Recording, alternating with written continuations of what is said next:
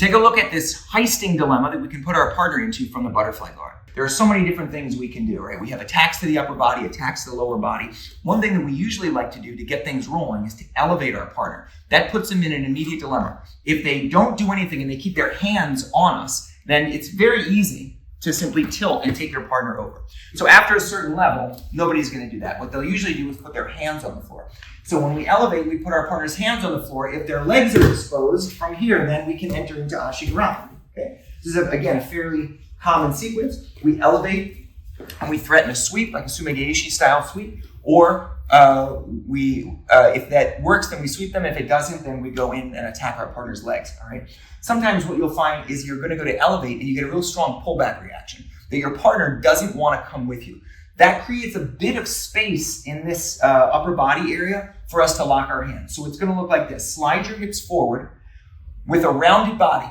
Okay, not this way where your back goes flat and you create separation, but with a rounded body, you throw your back to the floor here. We start to elevate and we feel that we're not really able to get our partner past about this point. We're going to extend our legs like a forward shift here, and into this space, as he pulls away, we're going to tuck a leg and we're going to lock our hands. So sometimes you'll have, depending on the range, sometimes you'll have to come up and then lock. Other times, you're going to find that you don't even have to come up to lock your hands, all right?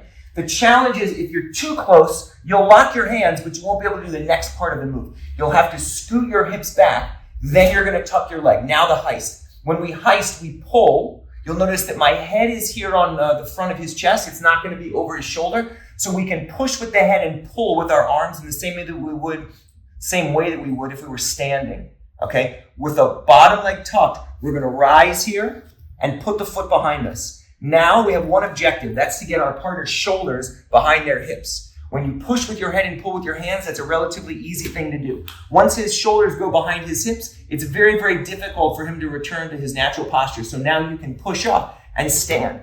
Now taking your partner over is very, very easy. Don't, as a safety rule, don't drive your partner straight back, usually.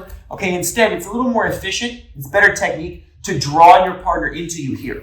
Okay, when I pull him in and his hips go underneath, there's not as much risk that I'm going to run over his legs. And then you have a few options. One is you can simply take your right arm and knee cut. Okay, you can use your right arm as your underhook, right knee through.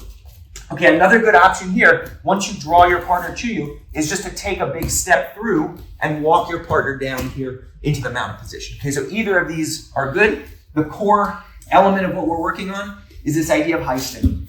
So your partner's here in front of you. You go double triceps, rock back, lift. We get a pullback reaction. We forward shift, tuck a leg, head comes through, lock hands. Now we put shoulders behind hips, pull everything in, stand up. Now we've got this head height advantage. We're way up high, and now we can choose either stepping, okay, or especially if your head is here, you can really draw your partner's body in, and you have options for knee cut or stepping over into the mountain, right? What you'll find is, especially if your partner is used to responding to either Sumigaeshi threat, sweeping, or Ashigarami threat, you'll get that pullback reaction, and it's a very unpredictable thing when you start to get used to heisting. Lock hands, come up. That's an old school body lock takedown, okay? Where you're folding your partner, step up over the top, or go into your knee cuts, okay? Hopefully this was helpful for you.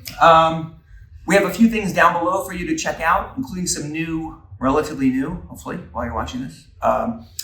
Pin escape, turtle escape, and then coming up will be mount escape stuff, the Only Way Out series from BJJ Fanatics. Do you have questions? Let us know down below. Thanks so much for watching.